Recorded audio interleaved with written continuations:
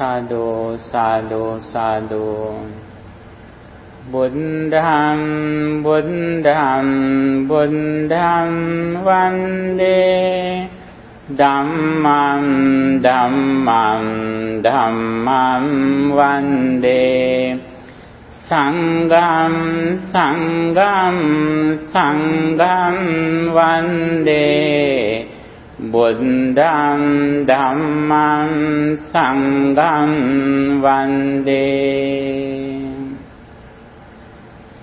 Namo tassa bhagavato arahato samma sambuddhassa. Namo tassa bhagavato arahato samma sambuddhassa. Namo tassa bhagavato arahato samma sambuddhassa. Dukkhaṃ dukkha samuppadam dukkhassa ca atikkamam ariyaṃ caṭṭaṃgikaṃ maggam dukkhopasamagāminam etaṃ ko saraṇaṃ te mam etaṃ saraṇamuttamam etaṃ saranamāgamma sabba dukkha pamuncatu. Homage to the exalted one, the worthy one, the supremely enlightened one. Sadhu, sadhu, sadhu.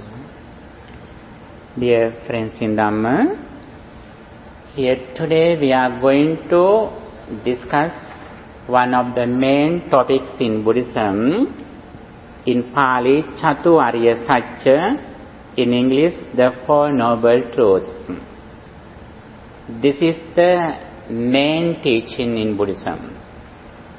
When we discuss Buddhism, there are several main doctrines, such as rebirth or Punaruttapati, and karma, actions and reactions, Paticca the dependent origination, and Chatuarya Satya, Four Noble Truths, Trilakshana, three characteristics, Tisiksa, three disciplines, Panchaskandha, five aggregates, Satara Brahma Viharana, four sublime states. These are the main teachings in Buddhism. Among them, the Four Noble Truths are very, very important. When we discuss Buddhism, as we mention always, Buddhism has an order. It is a gradual path, like the ocean. See, the ocean deepens gradually. Buddhism also like that. The other thing is that when we listen to Dhamma, when we listen to Buddha's real message, at the moment our mind gradually goes to deeper level, purifying our mind. Buddha says there are 5 places where we can liberate from suffering. There are 5 entrances, doors, where we can enter the liberation. They are listening to Dhamma, preaching Dhamma, reflecting Dhamma, chanting Dhamma, and meditation.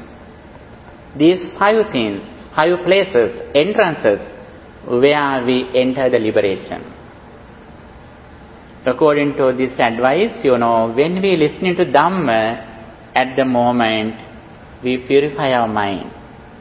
When we listen to Dhamma, our mind has no negative thoughts, such as greed, anger, lust, delusion.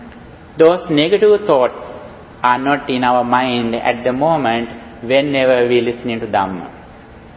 That is why Buddha says, listening to Dhamma is one of the places, one of the entrances that we liberate from negative thoughts, that will liberate from suffering. According to that, listening to Dhamma is very, very important. Here, first of all, I would like to explain the gradual path in Buddhism. When Buddha explained his message, first of all, Buddha emphasized the importance of having a blissful life. And also he introduced the way how we attain a blissful life, how we make a blissful life in this life and hereafter. For that, in the first level, it is very important to understand the karmic law. I think you are familiar with karma. Indians know very well actions and reactions, the karma theory. Karma theory is one of the teachings in Buddhism. What is the meaning of karma? Karma means whatever we do with intention, physically, verbally or mentally, we will have the same results. When our mind is wicked with negative thoughts, with polluted mind, if we do something physically, verbally or mentally, we will have negative results, bad results. On the other side, if we do something with a pure mind, physically, verbally or mentally, we will have fruitful results. This is the very first advice that Buddha has given. If we have this understanding, we always try to overcome negative thoughts such as greed, anger, lust, ignorance, jealousy. Those are the negative thoughts that disturb our peace of mind. We always try to overcome these negative thoughts from our mind. We keep our mind like a pure, beautiful, good smell flower. The reason is that our happiness completely depends on how far we have purified our mind from negative thoughts. With this understanding, in one side, we try to overcome negative thoughts, negative emotions, and also on the other side, we try to develop positive thoughts by practicing 3 meritorious deeds. According to Buddhism, we practice meritorious deeds, keeping our mind pure and calm. What are the 3 meritorious deeds that Buddha has explained? Dana, Sila and Bhavana. Dana means practicing generosity, offering something to others, sharing something with others. That is the very first thing. When we practice generosity, we purify our mind from greed or attachment. That is the first meritorious deed, dana or generosity. The second one is sila or virtue. It means moral conduct, discipline in our speech and behavior, moral conduct. The third one is meditation, purifying our mind from anger and greed. In this level, we try to purify our mind from greed and anger. According to Buddhism, there are a lot of negative thoughts that disturb our peace of mind. How many negative emotions that Buddha has explained? According to Buddhism, there are 1,500 negative thoughts, negative emotions in our mind. All of them can be included into 3. They are greed, anger and delusion. By practicing generosity and by contemplating on the impurity of our body parts, we trained our mind to reduce greed and lustful desires. That is the very first advice. Next, we practice loving kindness to overcome anger. Anger is one of the main reasons that disturb our peace of mind. Buddha has explained always we should try to train our mind to overcome anger by practicing loving kindness, thinking thus, may all beings be well, happy and peaceful. Again and again we practice it. Buddha says very clearly, he who wants to achieve the peace of mind should have to practice loving kindness. Practicing loving kindness is the very first step that we are going on the path of liberation. Again and again we have to practice loving kindness. As the result of practicing loving kindness, metta bhavana, as soon as we experience a person, as soon as we see a person, as soon as we remember a person, we think that person like my son or daughter. This is the highest attitude that we receive throughout practicing loving kindness. If we have this attitude, actually we are healthy mentally. We have our peace of mind. How nice, how beautiful our mind is. If we have this attention, if we have this attitude. And also, not only that, practicing loving kindness is the highest quality that we can practice to develop our spirituality in the mundane level. Buddhist doctrines can be divided into two. One of them is mundane level, the other one is supra-mundane level. Mundane level means in the sansaric circle. The first, with the understanding of the karmic law, everything depends on the sansaric circle. It means we are reborn again and again. In this situation, practicing loving kindness is the highest quality that we can increase our spirituality. Practicing generosity is a meritorious deed. Practicing morality or moral conduct also a meritorious deed. Practicing loving kindness is also one of the meritorious deeds. Among these three meritorious deeds, practicing loving kindness is the highest quality, highest technique that we can increase our spirituality in the mundane level. As the result of practicing this quality, we can see some results in this immediate life, such as good health, good complexion, longevity, and especially having good friends who explain the reality, who explain the worldly reality as it is. In this life, the highest benefit that we receive throughout practicing our good deeds in our life is that having good friends. If we have good friends, virtuous persons, that is the highest benefit that we receive in this life.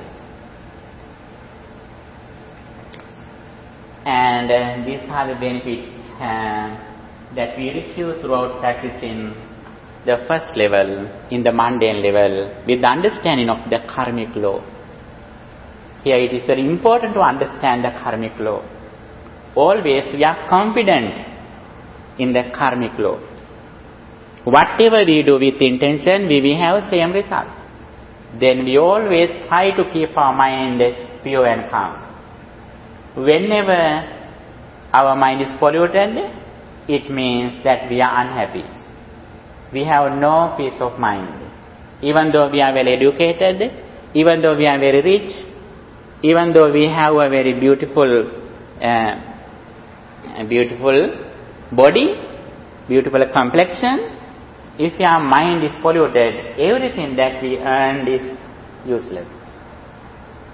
That is why he who wants to be happy should have to purify, should have to keep his mind pure and calm. The most important thing that we have in our life is that our mind. We always take care of our mind, but usually we take care of everything. Our physical body, our children, our clothes, our vehicle, except our mind. But when we believe in the karmic law, we give the priority to keep our mind pure and calm.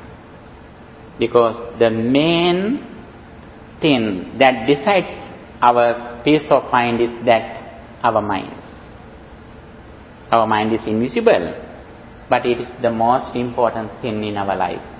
For that, we always should be generous and we should practice loving kindness. That is very important. Always we should be ready to offer something to others as they are needing. On the other side, we always try to practice loving kindness again and again. We can practice metta bhavana, loving kindness, in 4 postures.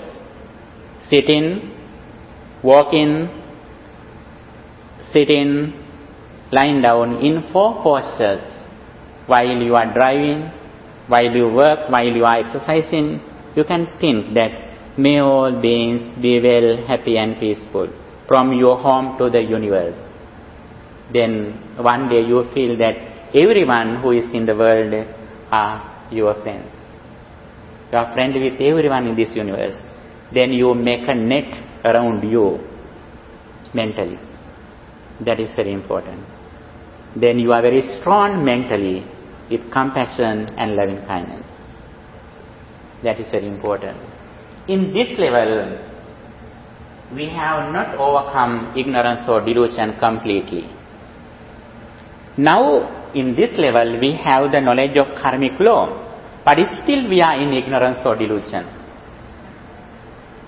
Delusion or ignorance is the severe defilement that the Buddha has explained.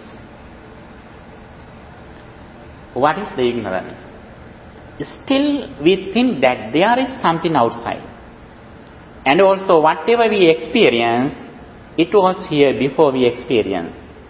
After we experience, we think they remain. It is true only in this level, in the mundane level.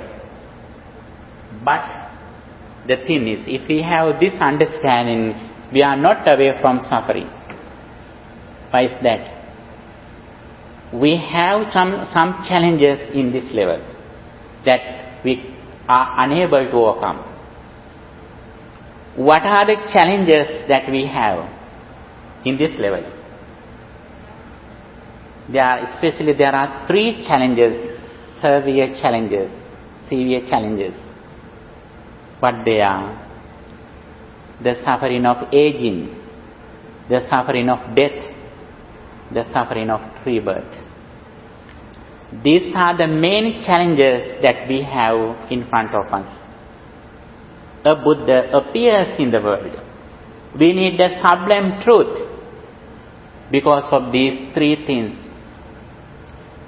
We should need the spiritual teacher and his sublime teachings because of these 3 reasons. They are jara or decay or aging, marana, death, and jati or rebirth. Because of these 3 reasons, we have to find a spiritual teacher and his sublime teachings. That is why Buddhism has explained another truth, that is absolute truth. When we see the world, there are several religions and philosophies in the world. There we can see this level.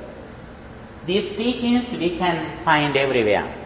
Every religion has explained this path, heavenly path, Saggamagga, how we make a blissful life. It is common.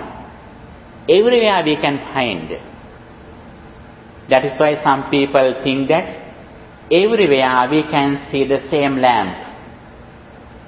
In a church, in a mosque, in a kovil, everywhere the lamp is same. because they know only this level. Buddhism also has explained this level, but not only this level, but Buddhism is same in this level. Buddhist lamp in this level is same, but when we go to the next level, the absolute truth, Buddhist lamp is different. The difference in Buddhism is that understanding the Four Noble Truths that now we are going to describe. This is the very, very important thing. This is the unique. This is the identity in Buddhism. Everywhere, every person's, every religion's philosophies explain the world as same. What is that? According to their understanding, whatever we experience something, it can be experienced by everyone. It is true only in the mundane level. When we go to the supra-mundane level, the second level, whatever we experience, it belongs to our world. It is not same for everyone. And also, whatever we experience, that experience arises at the moment. The present experience didn't come to present from the past. The present experience will not go to future from the present. Whatever we experience through our six senses, such as eye, ear, nose, etc., the experience that we receive at the moment arises at the moment according to our present mental condition, and immediately it ceases when conditions cease. This is the absolute truth. This is a wall. This is a wall for my world. When there is another being here, this is not a wall for his world. This is a chair for your world. If there is an ant here, this is not a chair for him. Sometimes this is a food for him. Whatever you experience at the moment through your senses, that experience arises at the moment according to your present mental condition. When your present mental condition changes, immediately your senses changes. When your senses change, immediately the experience that you receive changes. This is the absolute truth. If we have this understanding, first of all, we have this understanding by listening to Dhamma, then we are going to experience this understanding in our life by practicing Dhamma. Here, it is very important to understand the Four Noble Truths. By listening to Dhamma, especially, we develop our wisdom. Buddha has explained there are four things that help us to develop our wisdom or panya. They are associating with good friends, listening to Dhamma, reflecting Dhamma, and practice Dhamma. By using these four techniques, we cultivate our wisdom day by day. These four things are very important. From beginning to end, on the path of liberation, we have to receive, we have to get results, we have to get facilities throughout associating these four things. Associating good friends, listening to Dhamma, reflecting Dhamma, practicing Dhamma.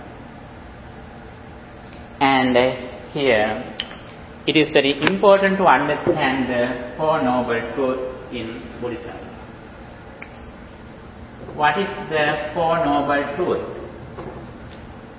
Buddha says very clearly, in the past and the present, I proclaim to the world only two things. What they are?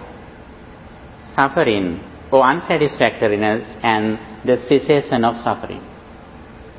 With details, Buddha has explained four things to the world. What they are? Four Noble Truths. What are the Four Noble Truths? The very first one is the noble truth of suffering. The noble truth of suffering. The second one, the noble truth of origin of suffering. The noble truth of origin of suffering. Dukkha Satya, in Pali, Dukkha Satya and Samudaya Satya. The reason, cause or origin. Next, Buddha says, the noble truth of the cessation of suffering. The noble truth of the cessation of suffering, Nirodha Satya. Next, Buddha says, the noble truth of the path that leads to getting rid of suffering. The path that leads to getting rid of suffering, Magga Satya. What are the four noble truths? Dukkha Satya, Samudaya Satya, Nirodha Satya and Magga Satya.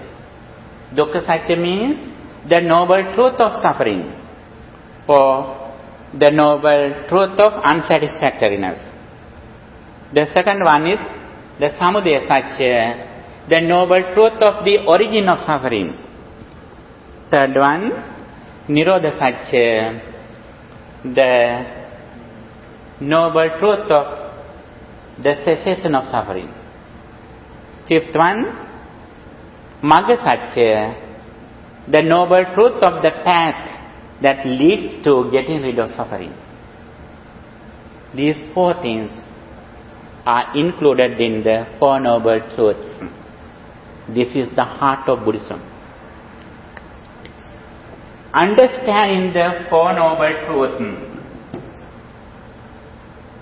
understanding the Four Noble Truths depends on the understanding of the dependent origination, Paticcasamuppada. These two things are interrelated. They are Chatu Satya or Chatu Arya Satya and Paticcasamuppada. Four Noble Truth and the dependent origination, and there is another thing, Satipatthana, mindfulness. These three things are interrelated. In the supramundane level, according to Buddhist teachings, these three things are interrelated. Here, we describe the very different things in Buddhism from other religions and teachings. These teachings belong to absolute truth that nowhere we can see. This is the identity in Buddhism. Here, it is very important to understand the impermanence. Have you heard about anicca or impermanence? Anitya in Sanskrit? Anicca, anicca. Yes, anicca is a very important doctrine in Buddhism. It is not just a changing, but it has a very deep meaning. I is impermanent. Buddha says, I is impermanent.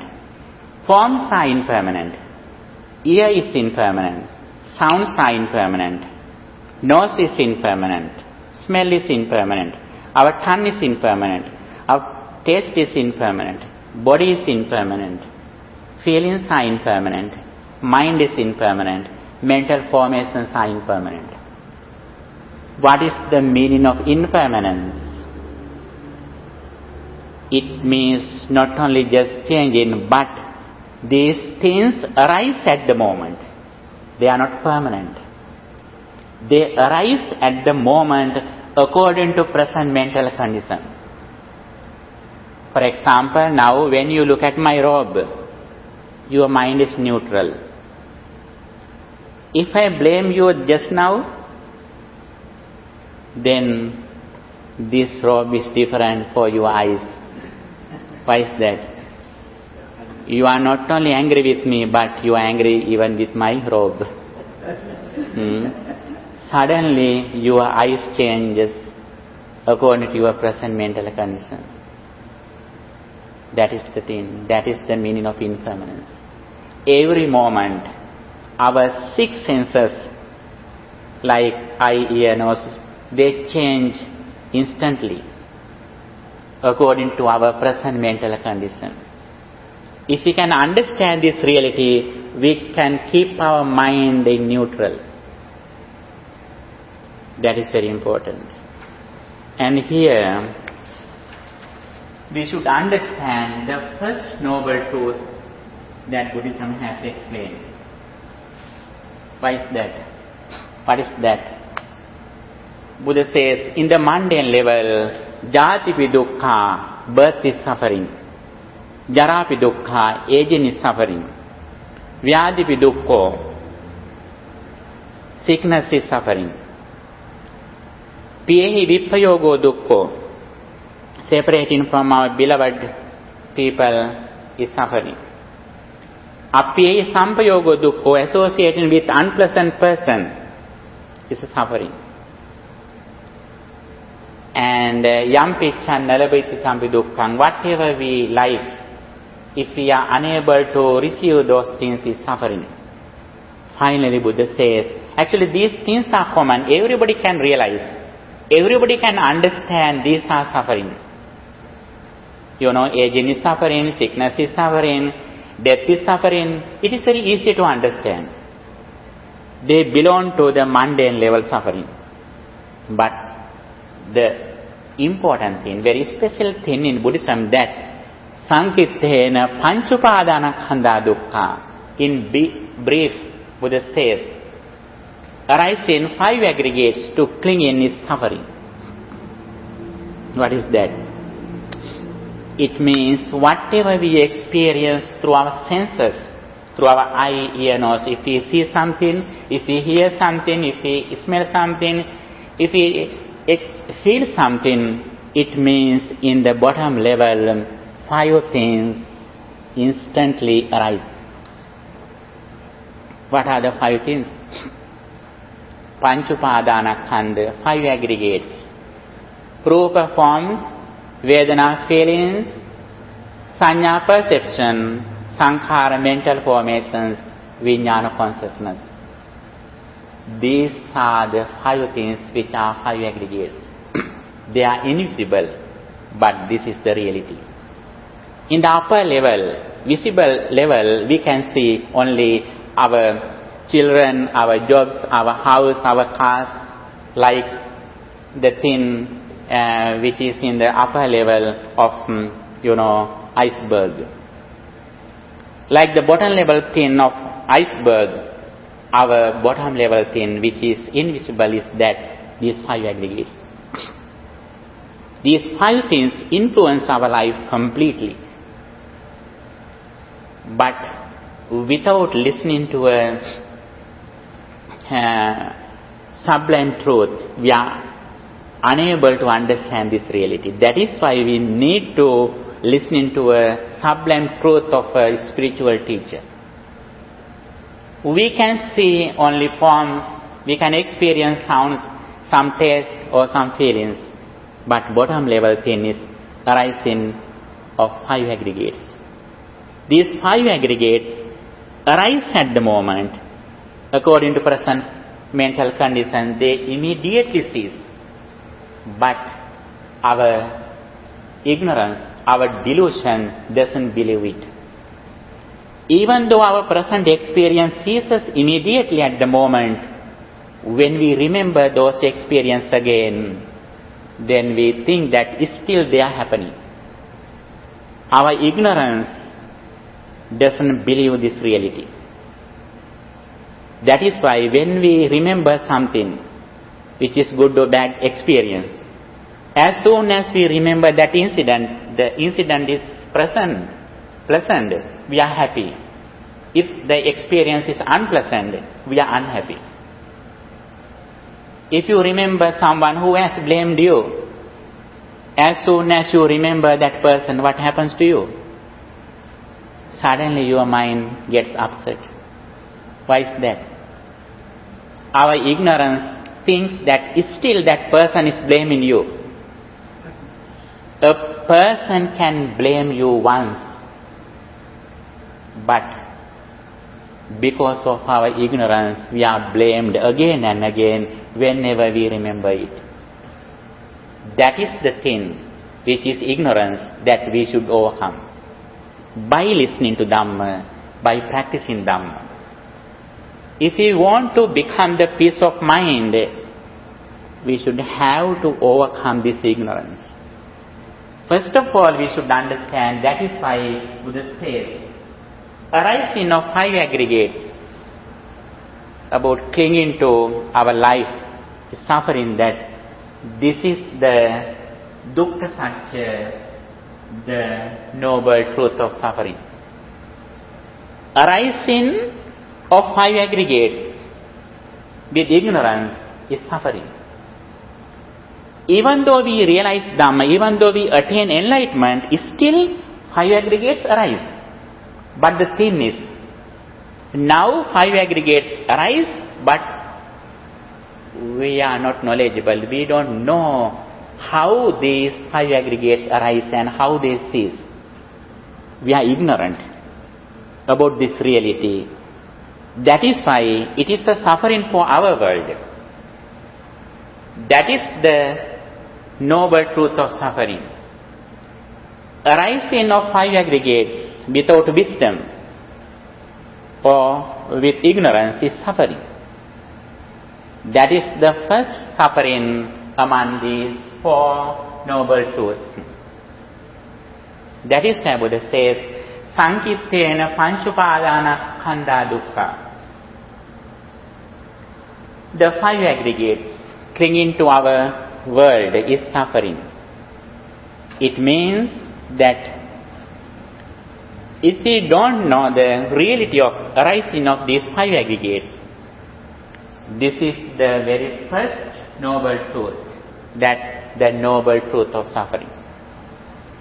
Actually, this is a theory that Buddha has explained. In the Ayurveda also, we can see the same way. What is that? We can apply this theory for the Ayurveda. What is that? The first one is Vyadi, or sickness or disease. And the reason of disease or illness. And health, or getting rid of disease and treatment. Roga, hetu, and suvapatima and treatment. Pratikara. Roga is, this is illness. This is the reason of illness, and the health and the treatment. Like that. The noble truth of suffering, the noble truth of origin of suffering, the noble truth of the cessation of suffering, the noble truth, the path that leads to getting rid of suffering. This is a theory. Before Buddha appeared in the world, it was there. Buddha applied his teachings to this path. And the second one, samudaya or reason, the origin of suffering. What is the origin of suffering? Origin, the nearest origin or cause of suffering is that attachment or desire or greed. What is the greed that Buddha has explained? The attachment to our self. The ordinary people think that the suffering, the cause of suffering is the attachment to other things, attachment to other children, attachment to other material things. That is the cause of suffering.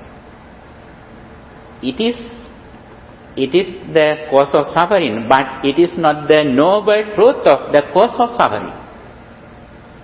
That is the very important thing. The ordinary people think that the cause of suffering is that to attachment to the world. It is true, but only in the mundane level. When we go to the supramundane level, what is the cause of suffering? What is the noble truth of the origin of suffering? The attachment to ourself, our life. That is why we like something, that is why we dislike something. If we agree with something, we are happy. If we are disagree with someone, we are unhappy. We get upset. We get angry. But what is the cause? Cause is here. Cause is not outside. For example, when our children is very pleasant and if they are successful, we are very, very happy. We appreciate them. If they are not obedient, if they don't study very well, we get angry. Why is that? What is the cause of suffering? The people think that I like my children. That is why I hate when my children have no good behavior. But truly the reason is here. When my children have misbehaviors, we blame them. Why we say that when we blame them? What we say that? Please don't make me angry. And if you have misbehavior, we have to get some problems. We have to face some problems. We have to go to hospital. Because the reason is that, reason is here. Because I like myself, when they have misbehavior, I may get angry with them. That is why, according to Buddhism, the noble truth of the origin of suffering is inside. I like myself. When outside things and persons are pleasant, you are pleasant, you are happy or you are neutral. When other things are not clear or pleasant, then you also get upset because your self doesn't agree with them. The origin of suffering, the cause of suffering is here. That is the second noble truth. And that Nirodha, or the noble truth of cessation of suffering is that if we can remove the attachment to ourself, that is the Nirodha Satya, or the noble truth of the cessation of suffering. The ordinary people think that if we have not attachment with other things and persons, we can overcome suffering. It is true only in the mundane level. If it is the absolute truth, it is very easy to attain enlightenment. Why is that? We can donate everything that we have, and even we can offer this physical body to a lion or some animal, and in a same day we can attain enlightenment. If the cessation of suffering is outside, it is very easy to attain enlightenment. But it is not like that.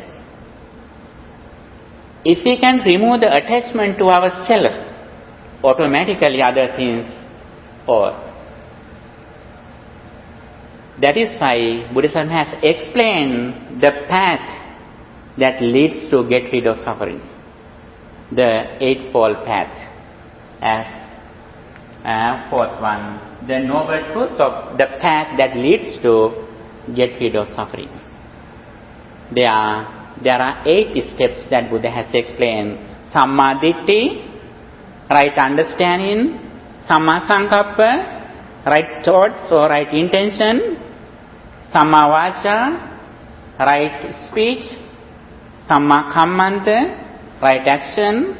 Samma Ajiva, right livelihood.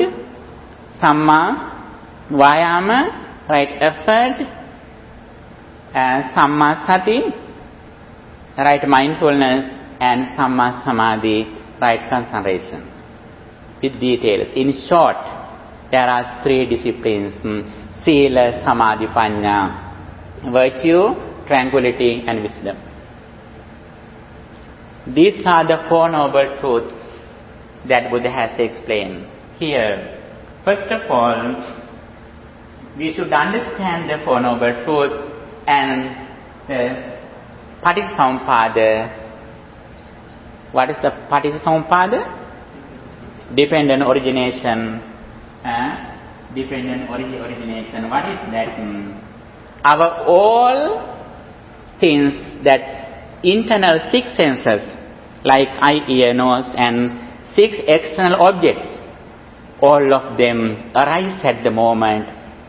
Nothing that we have which are ready-made. Everything we create at the moment. They are not permanent. They are impermanent. Why is that? Impermanence means everything, our six senses and six objects, we create at the moment. That is the meaning of impermanence or anicca in Buddhism. Understanding of this impermanence is the understanding of the dependent origination. Paticcasamuppada. Hetupala Dhamma. Idapaccata. When there is something, there is something. When this ceases, this ceases. Such as when these conditions, we can listen a sound. This sound was not here before you heard it. After you heard this sound, it doesn't remain. This sound arises at the moment, it immediately ceases. The other thing is, because of these reasons, conditions, the experience arises, but the experience doesn't remain any condition. Because of my fingers, my effort, my ears, air, sound arises, but this sound doesn't belong to anything. However, our ignorance doesn't believe it. We can believe this sound. We think that this sound doesn't belong to my fingers. But however, if someone blames you, when someone blames you, you think that this person blamed me. I will see you later.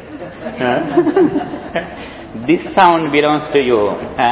You blamed me in front of them.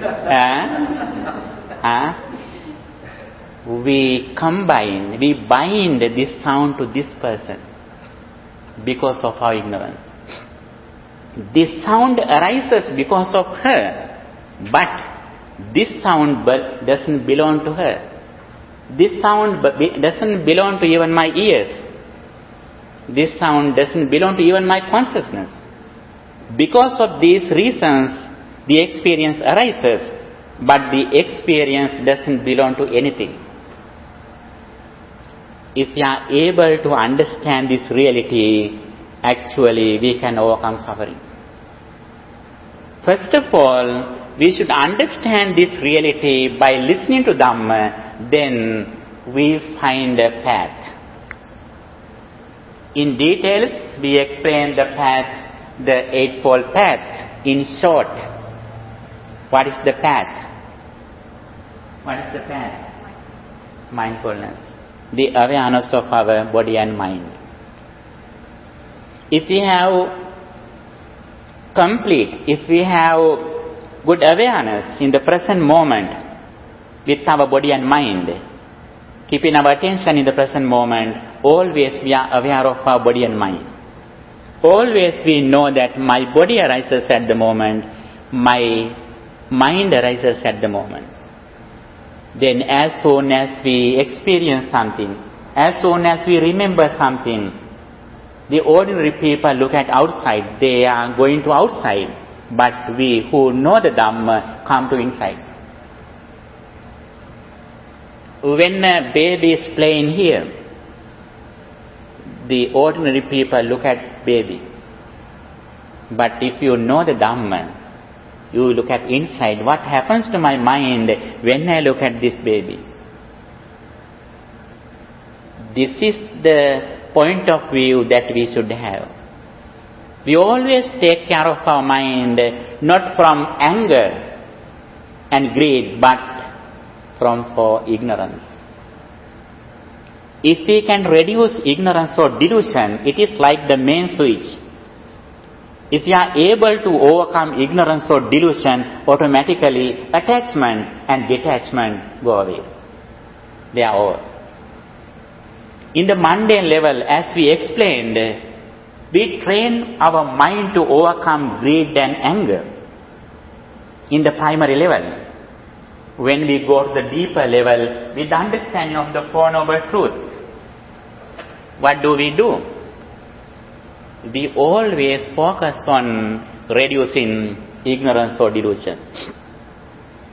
What is the delusion that we should overcome? We should understand the impermanence. Impermanence means every moment my thoughts, my consciousness arises with the conditions. My consciousness, mental formations, they arise at the moment together. They immediately cease.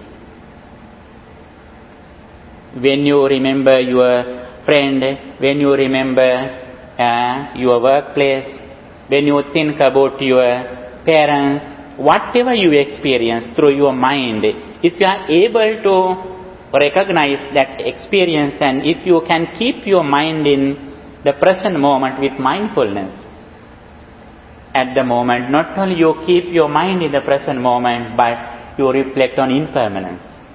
This present thought arises at the moment, it immediately ceases. Then you don't find a person or thing outside. You find only a thought which arises in the present moment. You don't take anything as permanent. Everything that you experience through your mind, you are clever to realize those things are impermanent. It doesn't mean that you don't respond to others. Actually, you can respond to others with this understanding, without attachment or detachment. After this experience, actually we are not lazy, we are the active persons in the world. We are actively participate to the world without attachment and detachment. Like a flower, lotus flower, which has comes from mud in the sky. We should live like a lotus flower, which doesn't deal with mud. Like that, we can live in the ordinary society. The other people may think that we are like them physically, behaviorally, but mentally we are different. That is the thing, that is the place where we should attain day by day. For that, we should understand the Four Noble Truths. The Noble Truth of suffering, in brief, arises in 5 aggregates without wisdom or with ignorance. As soon as we experience something, we should knowledgeable that these 5 things arise inside. When we see something, when we hear something, when we smell something, when we taste something, we should know that these 5 things, 5 aggregates arise at the moment. They are impermanent.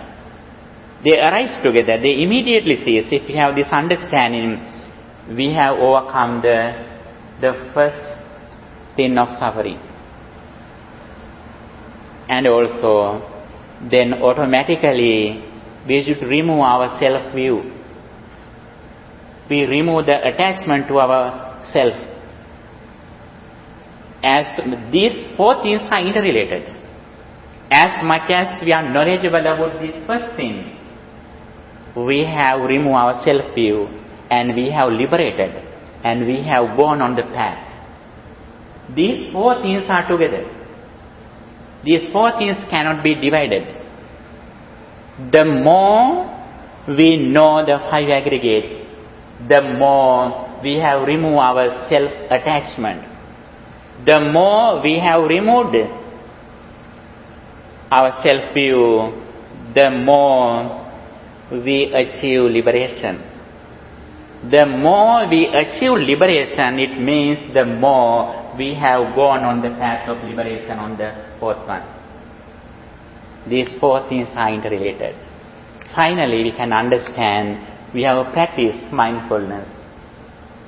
Mindfulness is the very important thing in Buddhism. Buddha says, Ekainoyam bhikkhave maggo satthana visuddhya. This is the only path for the purification of beings. Soka paridhavana samatikkamaya. This is the only path for the destruction of grief and pain, lamentation. Jnana sadhikamaya. Practicing mindfulness is the only path for the attaining of knowledge, gaining of understanding. Nibbana saccikiriyaya. Practicing mindfulness is the only way to achieve the liberation or enlightenment. Practicing mindfulness. Mindfulness is the best friend in our life.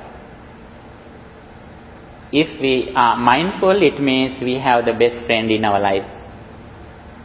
We have a safety. If we are not mindful, if you don't have mindfulness, it means we have lost our best friend. Because anyone or anything can disturb our peace of mind. Whenever you are mindful, it means nobody or nothing can disturb your peace of mind. Because you are reflecting on impermanence. You don't depend on anything or anyone outside. The ordinary people, even though they practice good deeds, they depend on outside. Anything or anyone can disturb your peace of mind anywhere, anytime. When you are dependent on outside, you are like beggars. Beggars always depend on other people. Please give me something, like that. We are also like that when we are not mindful. We depend on outside. Whenever we are mindful, it means we depend on wisdom. We depend on insight. It means other people or things are unable to disturb our peace of mind. Even though they change sounds, smells and other things, we don't depend on them. That is the real liberation. Even though you are in a very big house with a luxurious life, if you don't have this understanding, you are like in the prison. If you have this understanding and if you practice mindfulness, even though you are in the prison, you are like in a palace. Mentally you are in a palace.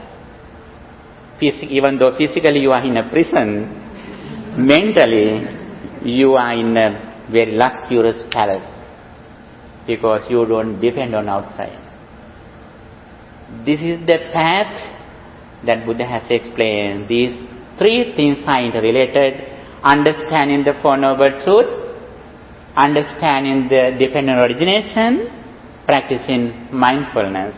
These three things are interrelated. If you know these three things as it is, you are a fortunate person in this world. Because other people, they always try to collect something to be happy.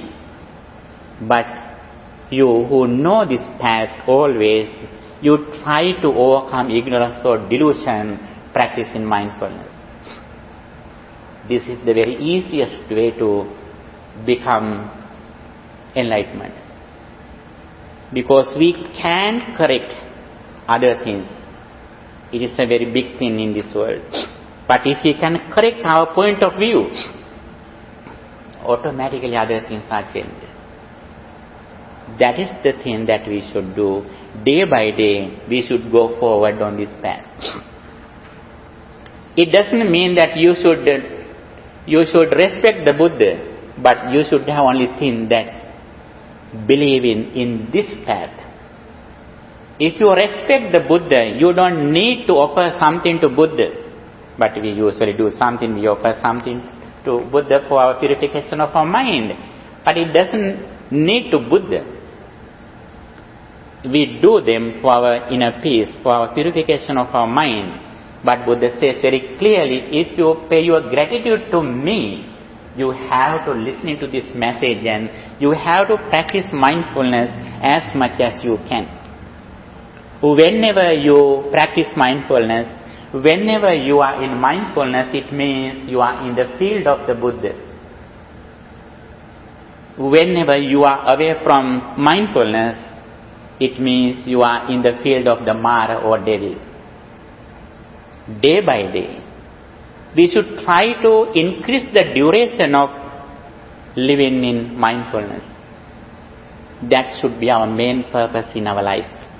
If we want to become the peace of mind, if you want to become the liberation or freedom in your life, day by day, you should go forward on practicing mindfulness. Not only that, in the mundane level, you should create, you should develop the highest meritorious deed in your life, that practicing loving kindness, thinking thus, may all beings be well, happy and peaceful. Not only that, that you can practice breathing meditation in the mundane level. When you practice breathing meditation, you can keep your attention in the present moment for a long time without anger and greed. That is very useful in the mundane level, in the primary level. But when we go to the deeper level, in the supramundane level, we have to reflect on impermanence, arising and ceasing of five aggregates, or arising and ceasing of our present thought. That is the ultimate or final thing that we have to practice. In the primary level, we have to concentrate our mind by practicing some meditation techniques such as loving kindness meditation. That is very useful for our day-to-day life. When we practice samatha meditation or tranquility meditation, it means we can increase our peace of mind. When our mind is concentrated, we are so happy because we have no negative thoughts. Especially, we can overcome anger when we practice samatha bhavana. When we practice samatha bhavana, actually we can see the beauty of our life. Our inner peace, our happiness day by day increases. Finally, as the result of practicing mindfulness, we can create an unshaken mind that nobody can disturb our peace of mind. Then we have no attachment to even our physical body, because we completely depend on mindfulness or wisdom at the moment. Even though we are going to old age, sicknesses, death, actually we don't suffer, because the reason is that we don't even depend on our physical body. We don't take this body as my or mine or myself. We think this body as the process of my mind. We completely depend on wisdom. Then even though we face some problems physically maybe we may be sick, but mentally we are healthy. Mental health is better than physical health. If we are mentally healthy, even though we are physically healthy, it is not a problem for our life. This is the real health that the Buddhism has explained. For that, day by day, we should go forward with this understanding. For that, I wish you all the best. Thank you for your good attention and awareness. Have any question? If you read this handout, you can improve your understanding. Everything that we explained is here, and it is very important to read this handout after you go home. and it helps you to improve your understanding. Okay? By the power of all these spiritual energies that we acquired here, may our departed relatives also receive these meritorious thoughts. May they enhance their spiritual energy finally. May they also attain the final bliss of liberation. With that intention, let's share this spiritual energy with our departed relatives. Recite in the Gatha. Idam me jnatinam hotu sukhita hontu jnati. Idam me jnatinam hotu sukhita hontu jnatayo. Idam me jnatinam hotu sukhita hontu jnatayo. By the power of all these meritorious deeds, may guardian deities and angels also receive this spiritual energy. May they enhance their divine energy. May they keep their eye on you too.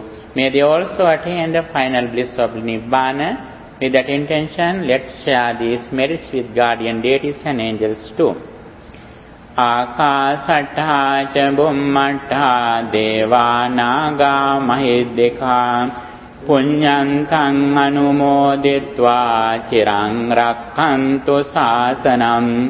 Akasattha ca bhummattha deva naga mahiddhika punyantang anumoditva cirang rakkantu desanam. Akasattha ca bhummattha deva naga mahiddhika punyantang anumoditva cirang rakkantu tvang sada. By the power of all this spiritual energy, may you be well, happy and peaceful. May no harm come to you. May no problems come to you. May no difficulties come to you. May your all righteous wishes meet with success. Finally, may all of us attain the final bliss of liberation, the everlasting happiness, Nibbana. Sadhu, sadhu, sadhu. Dukkham panta ca nidukkha, bhayam panta ca nibbhaya, sokam panta ca nissoka, hontu sambe pipanino. May the triple gem bless you.